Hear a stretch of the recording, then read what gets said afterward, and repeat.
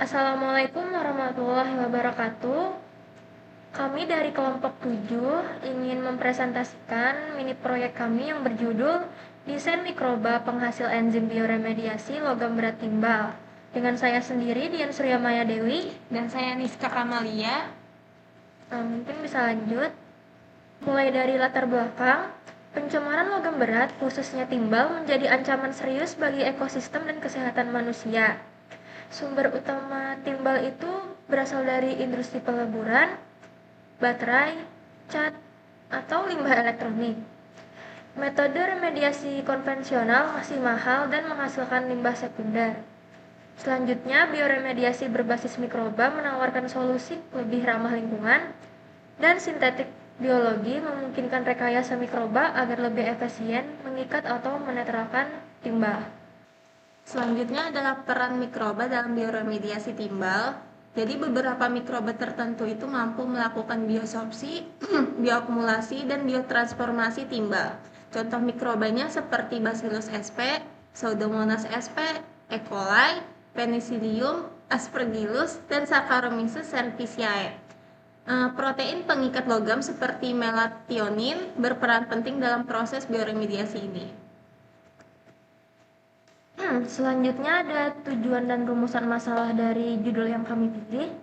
Jadi untuk tujuannya itu untuk mengidentifikasi dan memodifikasi gen atau protein pengikat timbal secara in silico. Yang kedua ada merancang konstruksi genetik pada plasmid untuk meningkatkan ekspresi protein pengikat timbal di E. coli.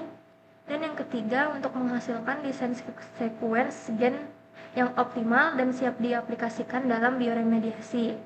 Untuk rumusan masalahnya itu, yang pertama, bagaimana memilih dan memodifikasi protein pengikat timbal agar afinitasnya meningkat.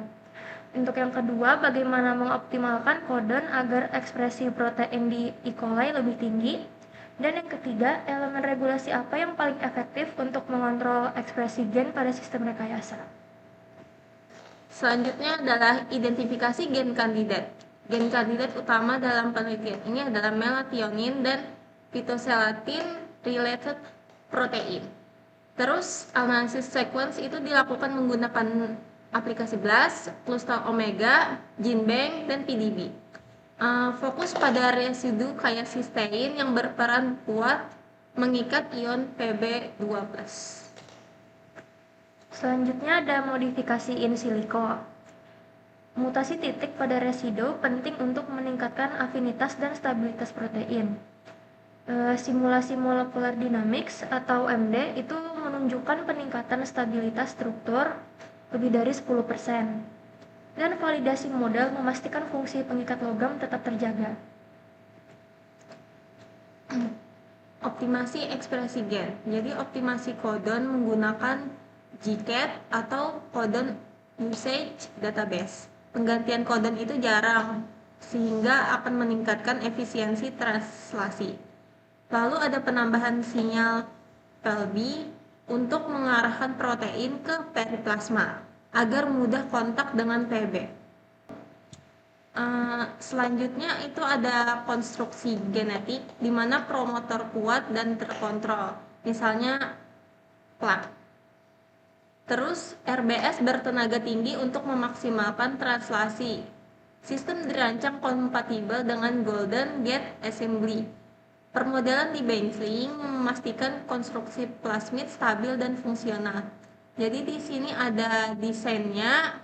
Yang pertama itu ada PP7 promotor, di mana ini merupakan promotor terkuat yang biasanya digunakan untuk ekspresi gen pada sistem berbasis T7 seperti pada E. coli.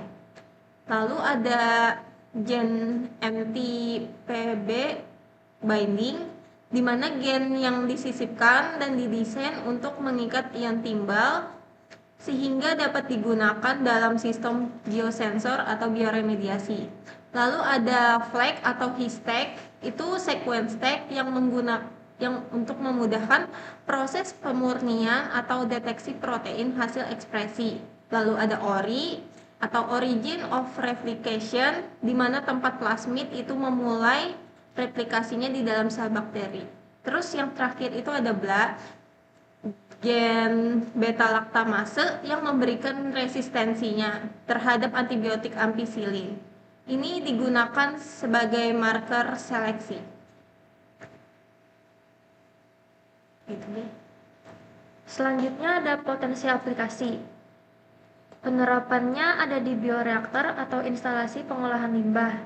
Yang kedua itu menawarkan metode bioremediasi yang lebih aman dan berkelanjutan.